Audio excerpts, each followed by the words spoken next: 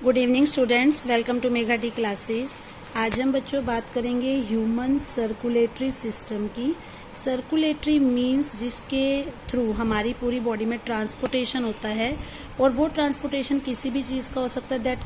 That transportation can be of gases, of waste products, of food, digested material, anything. Means कोई भी चीज़ जिसको हमने अपनी बॉडी में एक पार्ट से दूसरे पार्ट में भेजना है, तो वो काम हमारी बॉडी में सर्कुलेटरी सिस्टम करता है। और सर्कुलेटरी सिस्टम में जो सबसे ज़्यादा इंपॉर्टेंट रोल प्ले करता है दैट इज़ आवर हार्ट, जिसको हम पंप भी बोलते हैं, क्योंकि आपने नॉर्मली भी सुना होगा कि जो हमारा हार्ट है वो एक पंपिंग ऑर्गन होता है। एक बार वो अपने आप को कॉन्ट्रैक्ट करता है और एक बार वो रिलैक्स करता है। तो उसी कॉन्ट्रैक्शन रिलैक्सेशन की वजह से जो ब्लड है वो हमारी पूरी बॉडी में सर्कुलेट होता है, और विभिन्न जो मटेरियल्स है, डिफरेंट टाइप ऑफ मटेरियल्स, उनको हमारी पूरी बॉडी में वो ट्रांसपोर्ट करता है, उनको सर्कुलेट करके उनके रिक्वायर्ड डेस्टिनेशन तक पहुंचाता है। इसके अलावा सर्कुलेटरी सिस्टम में कुछ ब्लड वेसल्स आती हैं, जिसके बारे में हम बाद में पढ़ेंगे इस टॉपिक के बाद में, जिसमें आर्टरी, वेन एंड कैपिलरीज आती हैं, और लिम्फ भी आता है, लिम्फेटिक सिस्टम भी आता है। तो सबसे पहले बच्चों हम बात करते हैं हार्ट की। इम्पॉर्टेंट क्वेश्चन है, ज़्यादा मार्क्स में भी आ सकता है, यह हो सकता है आपसे इन बिटवीन भी इसके क्वेश्चंस पूछे जा सके। तो हार्ट जो एक मस्कुलर ऑर्गन है, क्योंकि हार्ट के अंदर हड्डी नहीं होती, बोनलेस होता है, तो इसका आप मस्कुलर ऑर्गन कह सकते हो।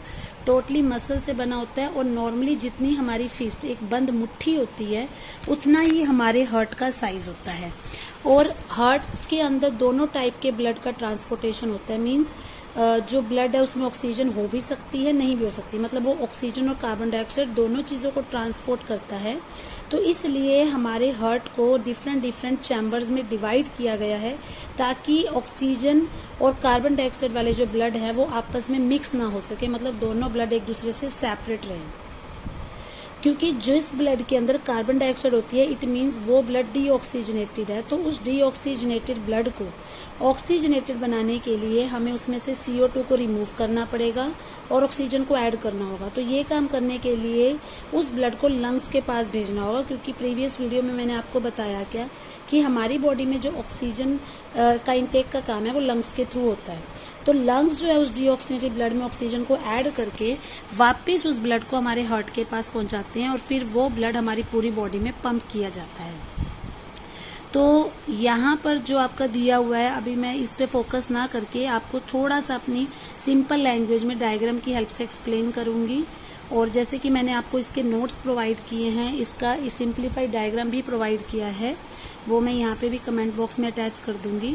तो अगर किसी को ये डायग्राम थोड़ा डिफिकल्ट लगता है तो आप उस डायग्राम को भी ईजिली कर सकते हो। तो सबसे पहली चीज़ तो बच्चों आपने ये याद रखनी है कि हमने हार्ट को 4 चैम्बर्स में डिवाइड कर दिया, और हार्ट की सेंटर में एक लाइन होती है जिसे हम बोलते हैं सेप्टम, जो हार्ट को पहले तो 2 पार्ट्स में डिवाइड करेगी, left part and right part. फिर उस लेफ्ट राइट पार्ट को भी फर्दर 2 पार्ट्स में डिवाइड किया है, right atrium, right ventricle, left atrium, left ventricle. तो नॉर्मली जो ऊपर की तरफ है वो एट्रियम होगा, और जो नीचे की तरफ है वो वेंट्रिकल होगा। अब कई बार आपसे एक 1 मार्क क्वेश्चन पूछा जा सकता है कि in which side of the heart deoxygenated blood is present, या इसी का आप अपोजिट कर दो, in which side of the blood heart oxygenated blood is present. तो डीऑक्सीजनेटेड ब्लड जो है वो हमारे हार्ट की राइट साइड में पाया जाता है, और ऑक्सीजनेटेड ब्लड जो है वो हमारे हार्ट की लेफ्ट साइड पे पाया जाता है। यहाँ पे आपको वेना केवा दिखेगा लिखा हुआ, एक बार वेना केवा में लिखा हुआ है फ्रॉम अपर बॉडी, और एक बार आपको दिखेगा vena cava from lower body. अब ये वेना केवा क्या है? वेना केवा जो है, these are the largest veins of our body. जैसा कि मैंने आपको बताया कि हार्ट तो एक जगह पे सिचुएटेड है, हार्ट से ब्लड को लेकर जाना, उनको वापस लाना, इस काम को करने के लिए हमारी बॉडी के अंदर बहुत सारी ब्लड वेसल्स, मतलब पतली पतली पाइप्स होती हैं। उन ब्लड वेसल्स को भी आगे हम फर्दर 3 कैटेगरीज में बांट सकते हैं, आर्टरी, वेन एंड कैपिलरीज, जो मैं आपको इस टॉपिक में बताऊंगी। तो हमारी बॉडी की जो सबसे लार्जेस्ट वेन है उसे हम बोलते हैं वेना केवा। इसी तरीके से हमारी बॉडी की जो सबसे लार्जेस्ट आर्टरी है that is known as the aorta. तो यहाँ पे आपको थोड़ा सा जो बात याद रखनी है वो ये है कि वेन का काम होता है सारी बॉडी से ब्लड को इकट्ठा करना, और उस ब्लड को इकट्ठा करके हार्ट तक पहुंचाना। इट मीन्स कि जो वेन है वो बॉडी से ब्लड को इकट्ठा करके हार्ट को देगी, मीन्स B2H आप याद रख लो। और इसी तरीके से जब हम बात करते हैं आर्टरी की, तो आर्टरी का काम होता है ब्लड को हार्ट से लेकर जाना और हमारी पूरी बॉडी के हर एक ऑर्गन तक सप्लाई करना। तो वेना केवा जो है वो हमारी बॉडी की सबसे लार्जेस्ट वेन है, तो वो हमारी बॉडी के हर जगह से ब्लड को इकट्ठा करेगी। अपर बॉडी से भी, मतलब ये वेना केवा दोनों साइड प्रेजेंट हैं। तो जो ऊपर के ऑर्गन्स हैं, जैसे हमारा हेड है, शोल्डर रीजन है, माउथ है, उधर से ब्लड इकट्ठा करेगी। और इसी तरीके से जो लोअर बॉडी पार्ट्स है, मीन्स हमारी लेग्स हैं, आर्म्स है, पेट है, वहां से भी ये ब्लड को इकट्ठा करेगी और सारे ब्लड को इकट्ठा करके वो डाल देगी राइट एट्रियम में। अब जैसे जैसे राइट एट्रियम के अंदर ब्लड इकट्ठा होता जाएगा, कलेक्ट होता जाएगा, तो उसकी जो कैपेसिटी है वो खत्म हो जाएगी। मीन्स जितना ब्लड वो अपने अंदर होल्ड कर सकता है, उतना ब्लड होल्ड करने के बाद उसके अंदर बहुत ज़्यादा प्रेशर बिल्डअप हो जाएगा। प्रेशर बिल्डअप होने की वजह से यहाँ पर एक वेल्व होता है, मीन्स एक कैप लाइक स्ट्रक्चर होता है। तो वो प्रेशर बढ़ने से वो कैप लाइक स्ट्रक्चर ओपन हो जाएगा और जैसे ही वो कैप लाइक स्ट्रक्चर ओपन होगा तो जो ब्लड है वो राइट एट्रियम से राइट वेंट्रिकल में चला जाएगा। और ये जो वेल्व है ये इस बात का ध्यान रखते हैं कि जो ब्लड है वो हमेशा एट्रियम से वेंट्रिकल में ही जाता है, वो ब्लड को बैक फ्लो मतलब वापिस उल्टी डायरेक्शन में जाने नहीं देते। अब ऐसी सेम टू सेम जब राइट वेंट्रिकल के अंदर ब्लड भरता जाएगा, उसकी भी जब लिमिट कंप्लीट हो जाएगी तो उसमें भी सफिशिएंट प्रेशर क्रिएट हो जाएगा। तो क्योंकि अब ये जो ब्लड आपका राइट एट्रियम से राइट वेंट्रिकल में आया, दैट ब्लड वाज डीऑक्सीजनेटेड। तो अब उस ब्लड को क्या करना है, ऑक्सीजनेट करना है। तो ऑक्सीजनेट करने के लिए उस ब्लड को जो पल्मोनरी आर्टरी है वो लंग्स के पास लेकर जाएगी। लंग्स के अंदर जाकर उस ब्लड के अंदर ऑक्सीजन को ऐड किया जाएगा, मतलब कि जो डीऑक्सीजनेटेड ब्लड है उस ब्लड को ऑक्सीजनेटेड बनाया जाएगा। जैसे ही आपका ब्लड ऑक्सीजनेटेड हो जाएगा तो पल्मोनरी वेन उस ऑक्सीजनेटेड ब्लड को वापस लंग्स से लेकर आएगी और हार्ट के अंदर डाल देगी। हार्ट के अंदर डालते ही वो ब्लड जो ऑक्सीजनेट हो चुका है, अब वो हार्ट के आपके जो हार्ट का लेफ्ट एट्रियम है पहले उसमें जाएगी, फिर अगेन वही होगा। लेफ्ट एट्रियम के अंदर जब प्रेशर बहुत ज़्यादा हो जाएगा तो जो वेल्व है वो ओपन हो जाएगा और वो सारा ब्लड लेफ्ट वेंट्रिकल में चला जाएगा। फिर लेफ्ट वेंट्रिकल में भी जो ब्लड अब इकट्ठा होता जाएगा। जैसे ही लेफ्ट वेंट्रिकल में वो ब्लड फिलअप हो जाएगा, फिर उसके बाद उस ब्लड को आउटा जो कि लार्जेस्ट आर्टरी है वो उस ब्लड को कैरी करेगी और उस ब्लड को कैरी करके बॉडी के डिफरेंट पार्ट्स तक सप्लाई कर देगी। मतलब वेना केवा ने डिफरेंट बॉडी पार्ट से ब्लड को इकट्ठा किया था, आउटा ने वापस उसी ब्लड को सारे बॉडी पार्ट्स तक भेज दिया। बट वेना केवा ने जो ब्लड लिया था वो डीऑक्सीजनेटेड था, आउटा ने जो ब्लड ट्रांसपोर्ट किया वो ऑक्सीजनेटेड है। और यहाँ पे मैंने आपको एक बात ये भी बताई कि जो आर्टरी है वो ऑक्सीजनेटेड ब्लड कैरी करती है और जो वेन्स होती हैं वो डीऑक्सीजनेटेड ब्लड कैरी करती हैं। बट पल्मोनरी आर्टरी और पल्मोनरी वेन ये दोनों एक्सेप्शनल है। आर्टरी होने के बावजूद भी जो पल्मोनरी आर्टरी है वो डीऑक्सीजनेटेड ब्लड कैरी करती है। इसी तरीके से वेन होने के बावजूद भी जो पल्मोनरी वेन है वो ऑक्सीजनेटेड ब्लड कैरी करती है। अब जैसा कि बच्चों आपने देखा कि इस प्रोसेस में सेम ब्लड था, लेकिन वही ब्लड हमारे हार्ट में से 2 बार क्रॉस हो रहा है। एक बार वही ब्लड ऑक्सीजनेटेड फॉर्म में क्रॉस हो रहा है और दूसरी बार वही ब्लड डीऑक्सीजनेटेड फॉर्म में क्रॉस हो रहा है। मतलब सेम ब्लड हमारे हार्ट से 2 टाइम्स फ्लो हुआ है। तो इस पूरे प्रोसेस को हम डबल सर्कुलेशन भी बोलते हैं, because it goes through the heart twice during each cycle, so this is known as double circulation.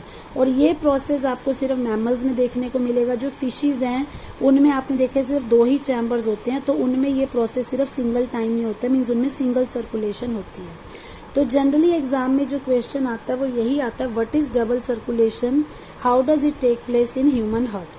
तो वहां पर आपको ये नीचे वाले डायग्राम को देने की जरूरत नहीं है, आप इस डायग्राम को दें या जो डायग्राम मैं अभी आपको कमेंट्स में अटैच करके दूंगी आप उस डायग्राम को कर लें। और फंक्शनिंग भी आप पॉइंट टू पॉइंट जैसे मैंने उसमें लिखा आप एज इट इज कर सकते हैं। इसके बाद यहाँ पे मोड 2 में आप ब्लड प्रेशर के बारे में देख सकते हैं, जिसको हम नॉर्मली बीपी बोल देते हैं। जब ब्लड हमारी वेसल्स में से फ्लो करता है तो वो हमारी वेसल्स के ऊपर जो प्रेशर एक्सर्ट करता है उसे हम ब्लड प्रेशर बोलते हैं। और ब्लड प्रेशर जो है आर्टरी में हमेशा ज़्यादा होगा, वेन्स में हमेशा कम होगा। आर्टरी के अंदर जो ब्लड का प्रेशर होता है उसे हम सिस्टोलिक प्रेशर बोलते हैं और वो होता है वेंटिकुलर सिस्टोल, मतलब जिस समय कॉन्ट्रैक्शन हो रही होती है उस समय। और इसी तरीके से आर्टरी में जो प्रेशर रिलैक्सेशन के वक्त होता है उसे हम बोलते हैं डायस्टोल।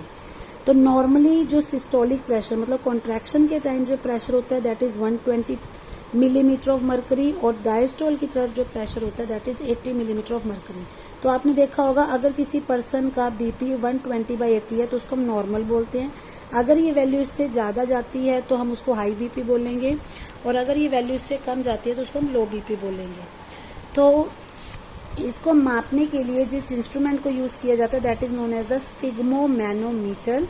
और अगर किसी को हाई बीपी रहता है तो उसको हाइपरटेंशन रहेगी, अटैक के चांसेस बढ़ जाते हैं, क्योंकि उसके केस में क्या होगा, जो ब्लड फ्लो है वो ज़्यादा जल्दी नहीं हो पाएगा, तो उसकी वजह से जो आर्टरी है वो रप्चर हो सकती है। और लो बीपी इतना ज़्यादा हार्मफुल नहीं होता, क्योंकि लो बीपी को नॉर्मली हम सॉल्ट लेके, चाय लेके या ज़्यादा शुगर खा के कंट्रोल कर सकते हैं। इसके बाद बच्चों यहाँ पे ट्यूब्स या ब्लड वेसल्स के बारे में, आर्टरी, वेन्स एंड कैपिलरीज के बारे में। तो जैसे कि मैंने आपको बताया हमारी बॉडी के अंदर बहुत सारी वेसल्स होती हैं, पाइप्स होती हैं जिनके थ्रू ब्लड फ्लो करता है। तो ये 3 टाइप की होती हैं, आर्टरी, वेन्स एंड कैपिलरीज। तो आर्टरीज जो है उनका काम होता है ब्लड को हार्ट से लेकर बॉडी के डिफरेंट ऑर्गन्स तक पहुंचाना। अब क्योंकि आर्टरी में प्रेशर ज़्यादा रहता है तो इस वजह से उनकी जो वॉल है वो काफ़ी ज़्यादा थिक और इलास्टिक होती है, क्योंकि अगर उनकी वॉल थिन होगी तो ज़्यादा प्रेशर से वो फट सकती है। और इलास्टिक इसलिए है ताकि वो थोड़ा सा अपनी शेप को ज़्यादा प्रेशर के अकॉर्डिंगली एडजस्ट कर सकती है। बट वेन्स में इसके ऑपोजिट होगा। वेन्स का काम होता है डिफरेंट ऑर्गन से ब्लड को एक्यूमुलेट करके उसे वापस हार्ट के पास भेजना। उनके पास जो वॉल्स हैं वो थिन होती हैं क्योंकि उनमें ज़्यादा प्रेशर नहीं रहता। इसके अलावा उनके अंदर कुछ वेल्व्स होते हैं जो ब्लड को सिर्फ एक ही डायरेक्शन में फ्लो होने में हेल्प करते हैं। और जैसा कि मैंने आपको बताया पल्मोनरी आर्टरी एक एक्सेप्शनल केस है। वैसे आर्टरी हमेशा ऑक्सीजनेटेड ब्लड को कैरी करेगी, बट पल्मोनरी आर्टरी ऐसी आर्टरी है जो डीऑक्सीजनेटेड ब्लड को कैरी करती है। सिमिलरली वेन्स का काम होता है डीऑक्सीजनेटेड ब्लड को कैरी करना, बट पल्मोनरी वेन एक एक्सेप्शनल केस है जो ऑक्सीजनेटेड ब्लड को कैरी करती है।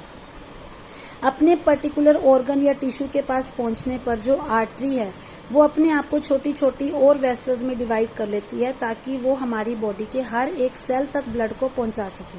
तो ये जो छोटी छोटी वेसल्स होती हैं ये इतनी पतली होती हैं कि इनकी वॉल सिर्फ एक सेल से बनी होती है और इनको हम कैपिलरीज बोलते हैं। तो इन्हीं कैपिलरीज के थ्रू जो मटेरियल है वो ब्लड से हर एक सेल तक हो पाता है। फिर यही कैपिलरीज जब वापस से ज्वाइन हो जाती हैं तो ये वेन्स बना देती हैं जो उसी ब्लड को ऑर्गन से वापस हार्ट तक लेकर जा सकती हैं। इसके बाद के जो टॉपिक्स हैं बच्चों वो मैं नेक्स्ट वीडियो में कवर करूंगी। तो यहाँ तक अगर आपको कोई भी डाउट हो तो आप मेरे से मैसेज या कमेंट करके पूछ सकते हैं।